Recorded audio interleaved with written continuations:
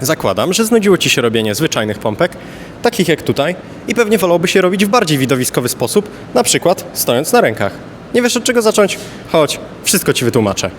Pompki w staniu na rękach to element, który wymaga bardzo dużo pracy i czasu, który można doskonalić w nieskończoność. Więc jeżeli oglądałeś TikToki, które Ci powiedziały, że nauczysz się ich w 3 miesiące od zera, to muszę Cię niestety wyprowadzić z błędu, bo prawdopodobnie tak nie będzie. Zanim zaczniemy, warto by było, abyś miał dobrze opanowanego handstanda. Mam na myśli bezproblematyczne 20-30 sekund stania na rękach bez ściany. Jeżeli jednak stanie na rękach sprawia Ci trudność, to zapraszam do mojego wcześniejszego poradnika, link w opisie. Mimo wszystko zostań, aby dowiedzieć się o podstawach, które musisz zbudować przed nauką tego elementu. Przyda się to każdemu, a przy okazji dowiesz się, jak nauczyć się pompek w staniu na rękach przy ścianie. Pamiętaj o porządnej rozgrzewce, szczególnie skupiając się na obręczy barkowej i nadgarstkach. Gdy rozgrzewka za Tobą, ustaw dłonie na szerokość, która Ci odpowiada. Osobiście preferuję delikatnie szerzej niż barki. Dłonie mają być skierowane do przodu, bądź delikatnie do boków, aby łatwiej było kierować łokcie wzdłuż ciała. Teraz wyobraź sobie, że Twoje dłonie to 2 dolne wierzchołki trójkąta, a głową celujesz w jego górny wierzchołek. Im szerszy rozstaw dłoni, tym mniej musisz wychylać głowę do przodu. Zobacz, jak to wygląda przy dłoniach ustawionych troszeczkę szerzej niż barki.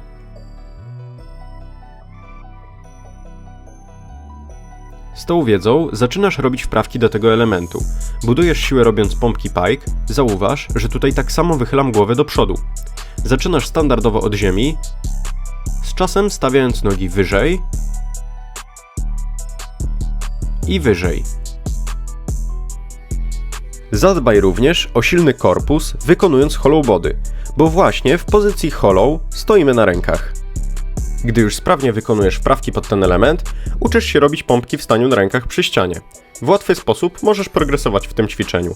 Wystarczy, że podłożysz sobie coś pod głowę, w moim przypadku to były ciężarki, ale mogą to być też np. książki i z czasem zabierać spod głowy podparcie, aby wykonywać pompkę coraz niżej, aż w końcu uda Ci się wykonać ją bez podparcia.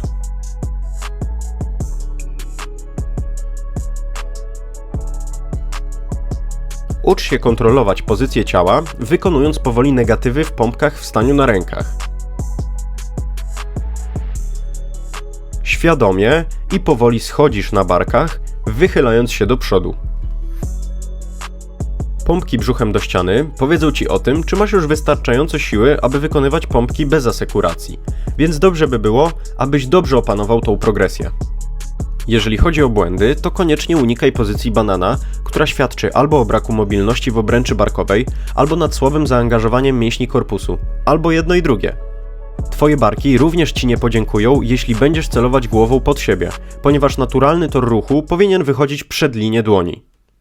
A wykonywanie czegoś takiego może lepiej pozostawię bez komentarza. Za to Ty możesz zostawić komentarz na dole. Przechodząc do prawidłowej techniki, zaczynasz z prostej linii ciała. Schodzisz w tej pozycji wychylając się do przodu, wciąż utrzymująca się linia świadczy o dobrze zaangażowanym korpusie, a gdy głowa jest już blisko ziemi, wypychasz ciało do góry, najpierw kierując je do tyłu, a potem kontrując to wychodzącymi do przodu biodrami, kończąc ruch w prostej linii ciała. Przyjrzyj się jeszcze raz.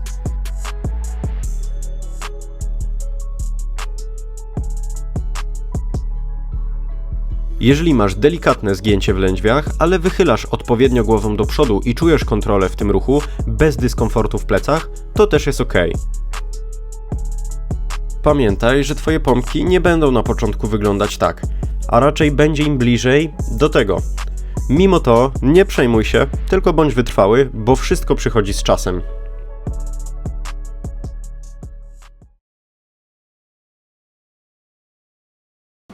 Daj znaka w komentarzu, czy poradnik się przydał. Jeżeli tak, to zostaw ocenkę, suba i do zobaczenia w kolejnych materiałach. Na razie!